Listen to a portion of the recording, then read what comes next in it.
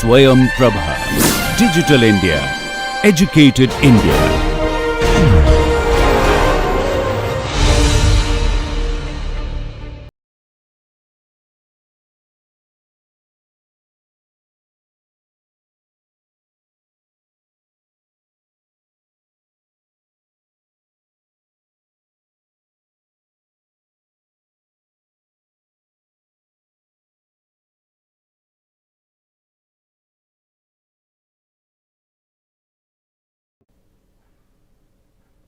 Okay. So, let us continue our discussion on spring mass system, which is a second order linear system. So, we took the case of free undamped system in the previous lecture, and today we would be interested in free vibration with damping. We took the example of the cases where we do see damping in the system, and the purposes or the motivation behind damping. So, what we are trying to understand is we are trying to analyze this system in state space domain by converting the second order equation into two first order equations, and then subsequently analyze the dynamics. Okay. We did develop the phase portrait of the system for undamped system. Let us see what can be done for the damped system and how does it differ from the undamped system. So, we have the equation for a damped system as d 2 x by d t squared plus c d x by d t plus k x is equal to 0, and we converted it to a set of two equations and subsequently to a matrix equation, and we got the matrix equation as t by dt of x y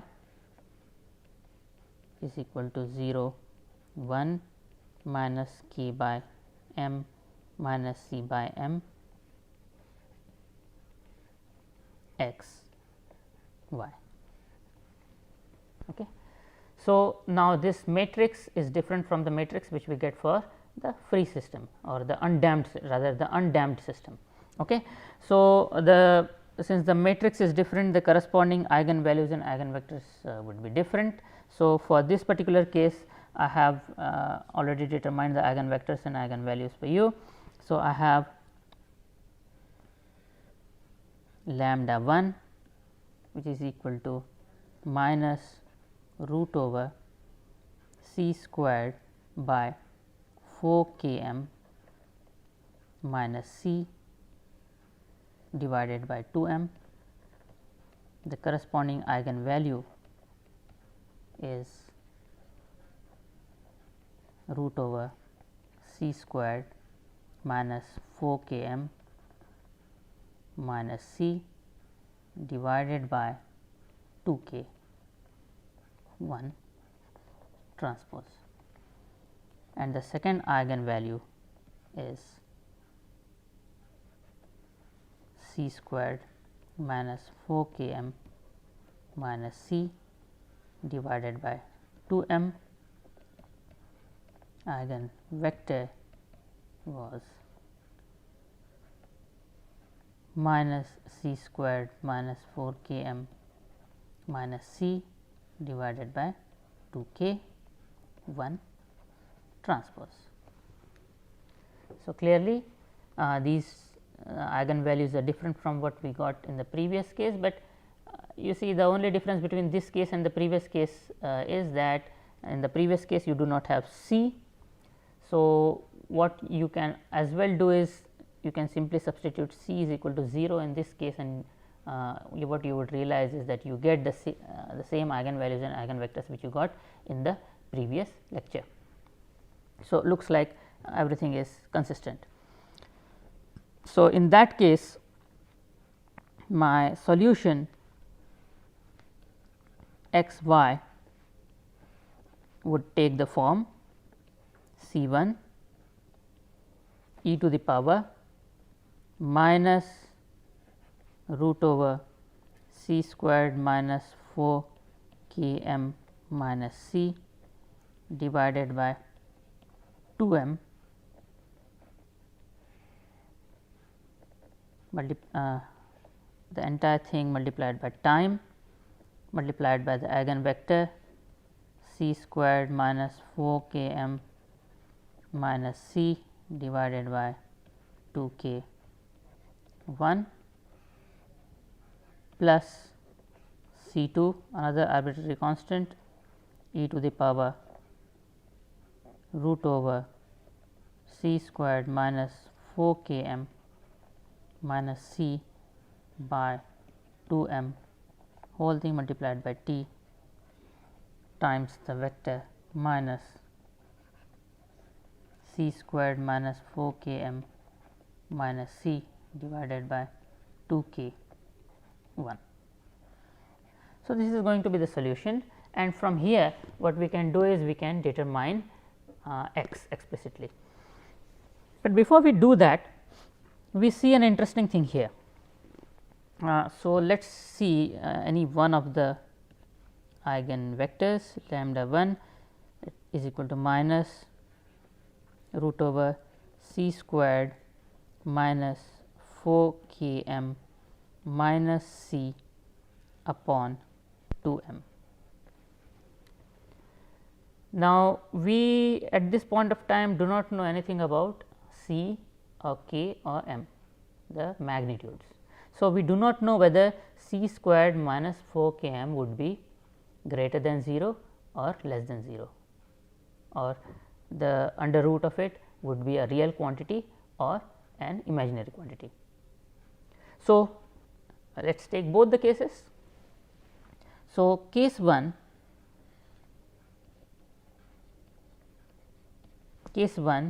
you have lambda 1 and lambda 2 which are real.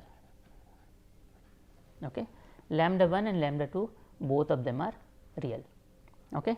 So, what is going to happen is your solution would assume the form x y is equal to c 1 e to the power some real number, let us say that real number is 80 times the eigenvector. So, let me simply write it as the eigenvector to avoid wastage of any time here, V 1 plus C 2 e to the power B t times the eigenvector V 2. Okay.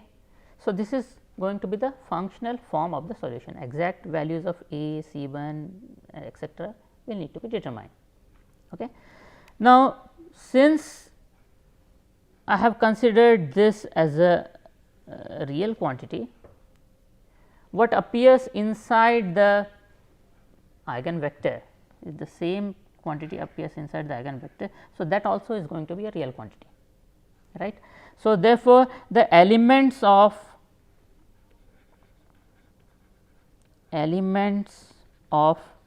V 1 and V 2 are going to be real, because root over c squared minus 4 k m is a real number. So, would be minus of that number minus c by 2 m and so by 2 k and so on. So, if that be the case, I can simply write the final form of x of t as c 1 e to the power a t plus c 2 e to the power b t. Okay. So, my dynamical equation, my dynamical system will follow this equation. And what is the nature of this system? Okay. So, let us plot it.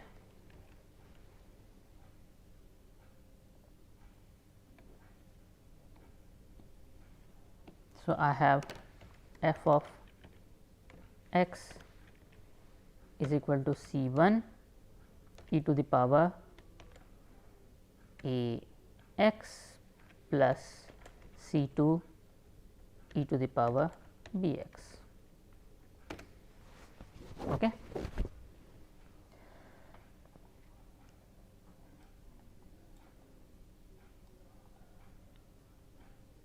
I have two exponential functions here, and as we saw in case of first order dynamics, if you have an exponential function with a greater than 0, your system is going to blow up. Now, instead of one exponential function, you have two exponential functions.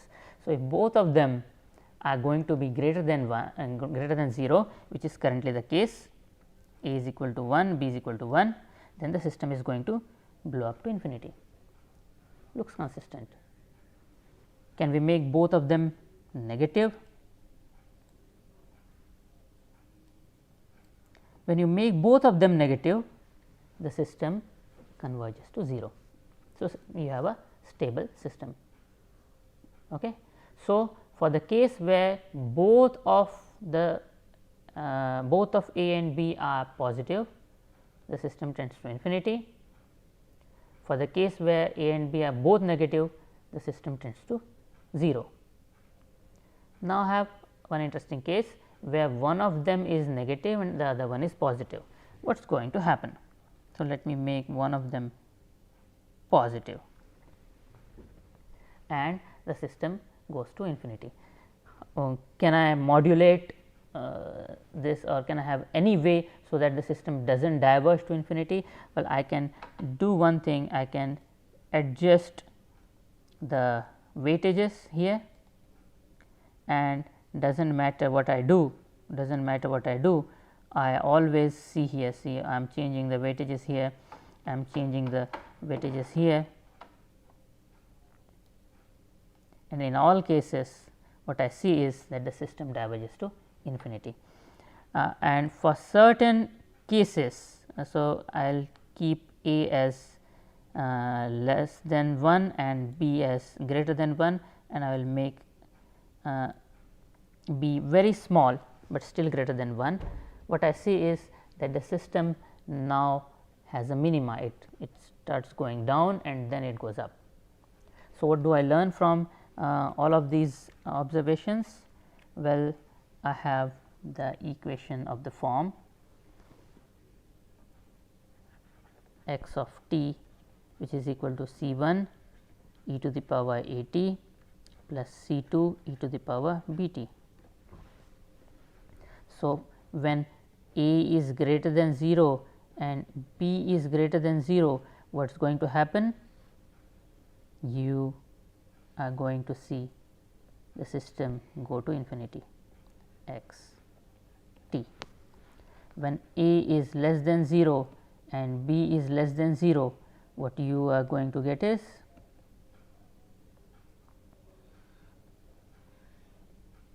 x t, the system will converge to 0.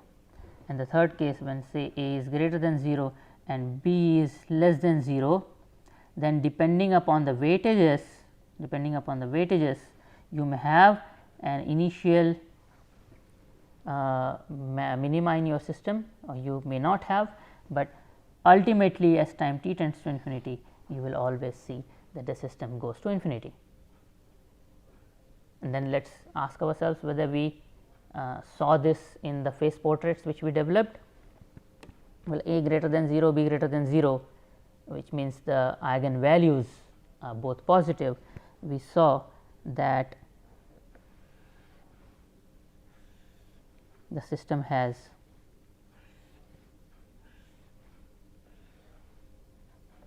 source solution, right, which means if I start at one value, the value of the variable is always going to increase, always, right. In sinc solution, what I saw was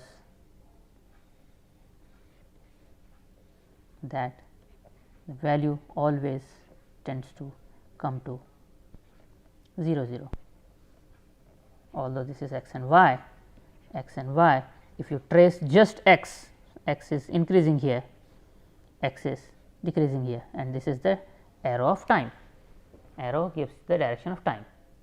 So, these two are consistent. What about the third one? Third case is interesting. We saw, so this is the source solution, this is the sinc solution, and this is we know that for a greater than 0, b greater than 0, it should be a saddle solution, right. But if I go with the conventional saddle which we drew in the previous lecture, which say should look like this, then what you would find is that the value of x is monotonically decreasing, it is never increasing. So, again this non-monotonous behavior which you can see here on the top is not something which you see here at the bottom. So, looks like the phase portrait and the dynamical behavior do not match, but that is not correct. That is not correct because now you have the eigenvectors which are not oriented to 1 0 and 0 1. See, for this case which we considered in the previous lecture, the eigenvectors were oriented along 1 0 and 0 1. This is no more the case. So, in the current case what is going to happen is that you will have the eigenvectors or the straight line solutions which would look something like this. So, let me first get rid of this one, and our eigenvectors for example would look like this. So, you have x y, and if the eigenvector is this and this, so this is one eigenvector, this is another eigenvector.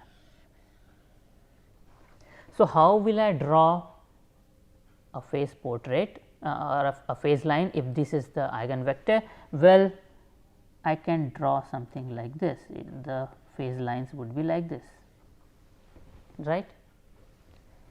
So, now if I start from here, the value of x will decrease, it will go through minima and then it would start increasing again. You can see the value of x comes down, goes through a minima and goes again. So, again you have the saddle solution which saddle phase portrait which is in correspondence with the x t diagram which you developed here. And in case of spring mass system, what you have is that your values of m, k and c would be such that you would conform to the central behavior, sink behavior. Okay. Physically your values would be such that you start with a perturbation in your system and you come down and settle to your equilibrium value.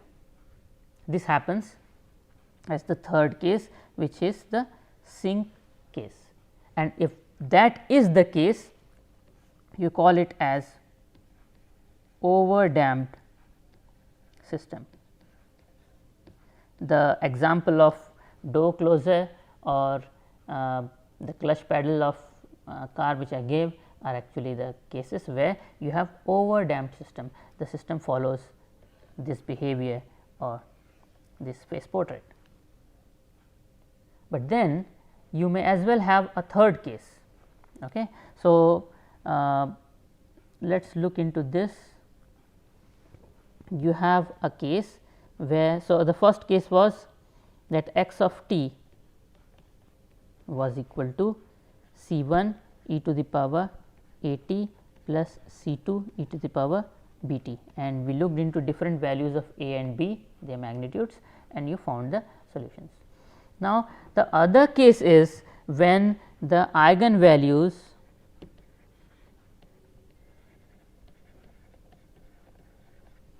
are complex. Okay.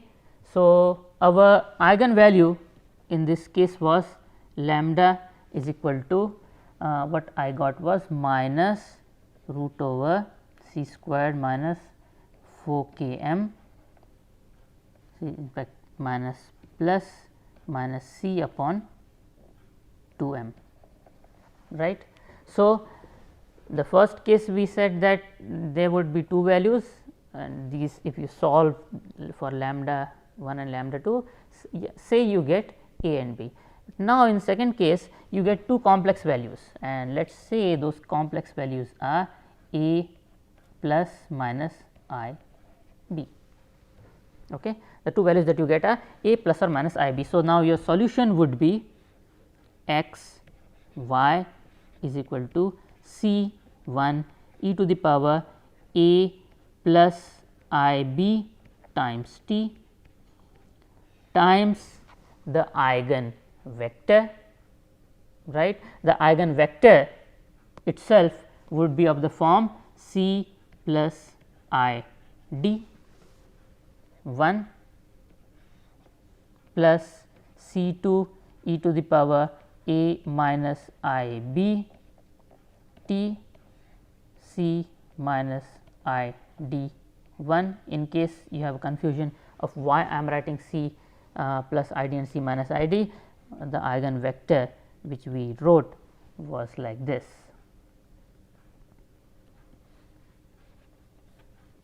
C squared minus 4 k m minus c by 2 k 1 transpose. Okay. So, you can see that you in fact will have, if root over c squared minus 4 k m is imaginary, then your eigenvectors will also have the elements which are complex numbers, right.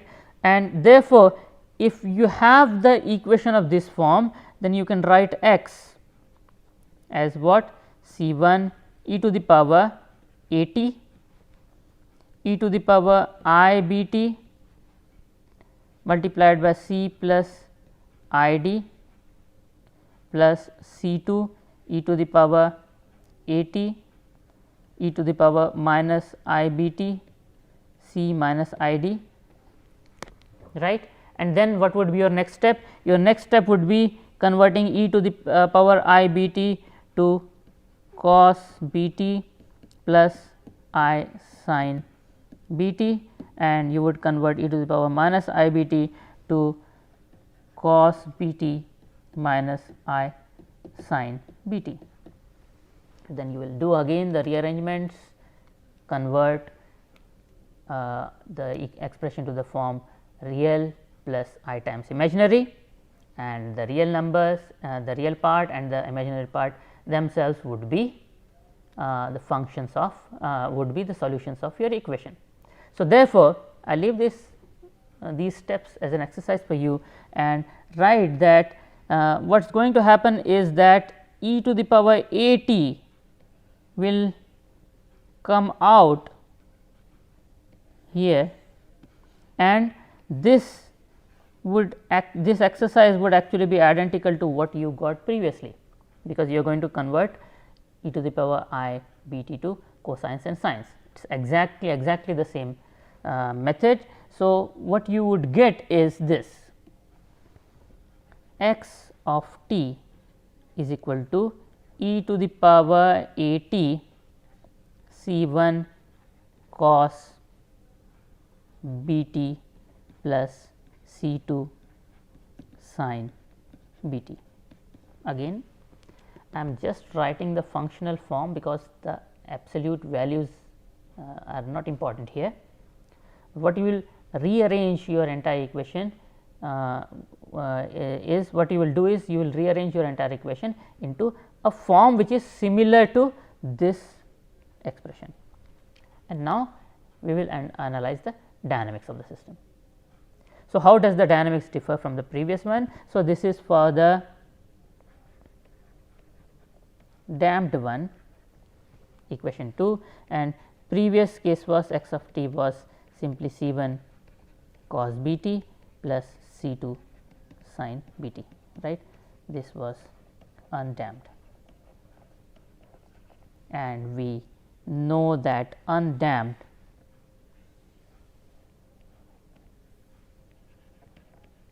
looks like this.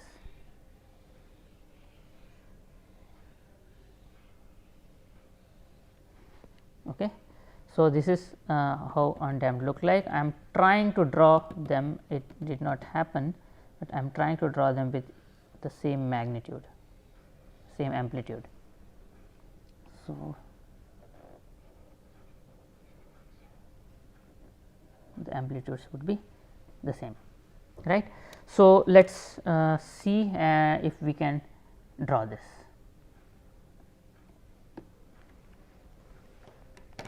So,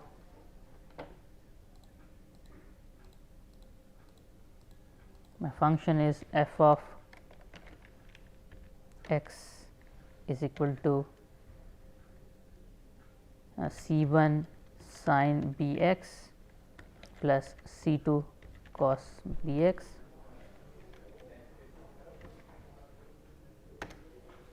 and my second function g of x is what? The same thing,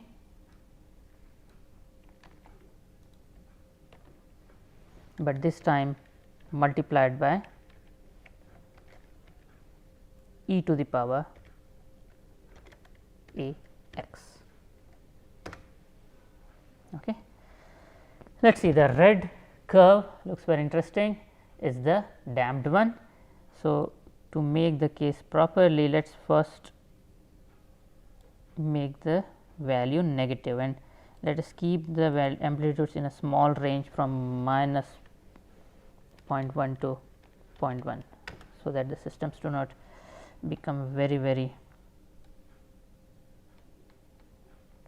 blown up. Okay.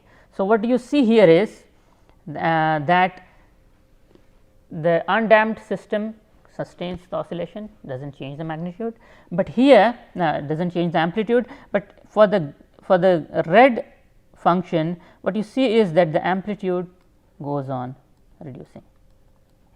Okay. Amplitude goes on reducing, this means that it has a damping effect, but it has a damping effect. When does it have a damping effect? When A is negative, it is very important here. Okay. So, let us go back and draw this. So, we have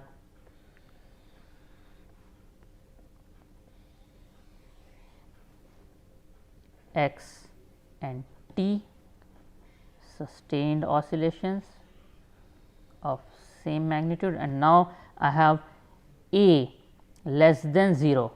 What is going to happen? In this case, I am going to reduce my amplitudes subsequently, such that further as time t tends to infinity, the amplitude will become 0. Now, you can expect exactly the opposite case here when A is greater than 0, since A appears in the power of the exponential. What is going to happen? The amplitudes will increase with time.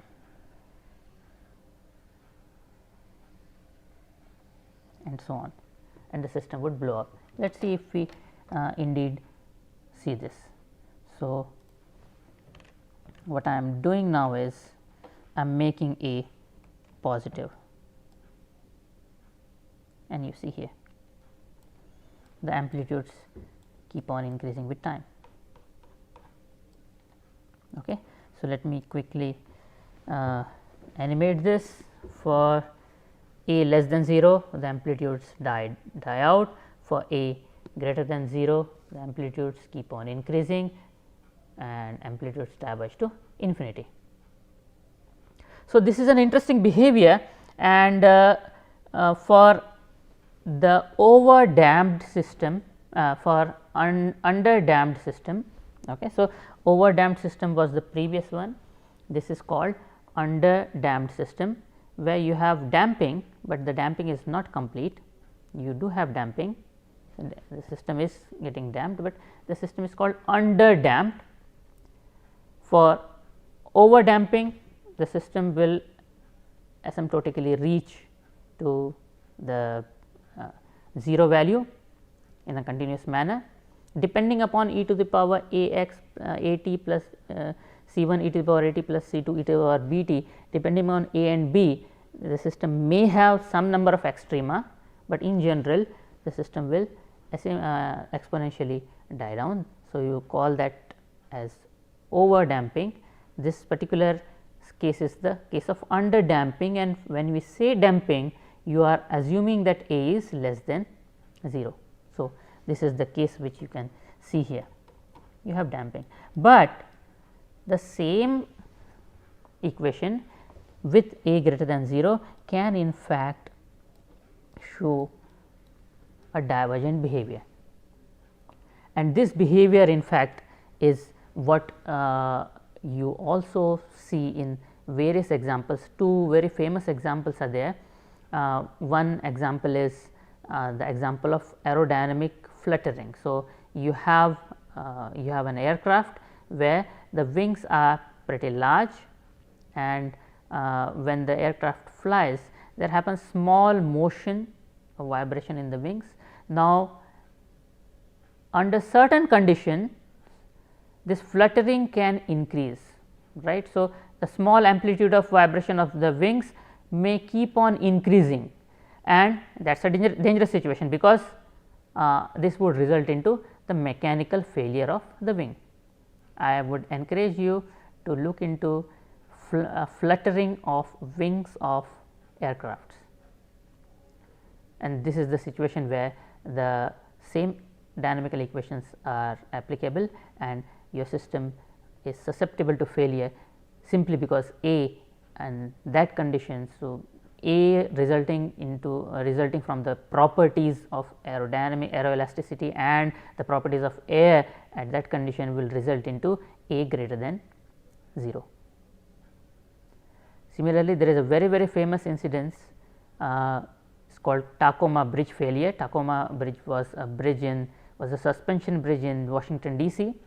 It failed I think 7-8 decades back, maybe even longer back, and it was a suspension bridge over a water body, and since there was a water body, obviously there was wind flowing through.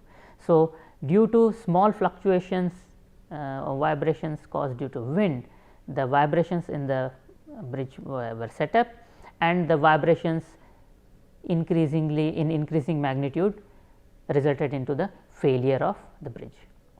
Both of these examples which I am giving are there on YouTube. Due to probable proprietary nature of the videos, I am not showing them here.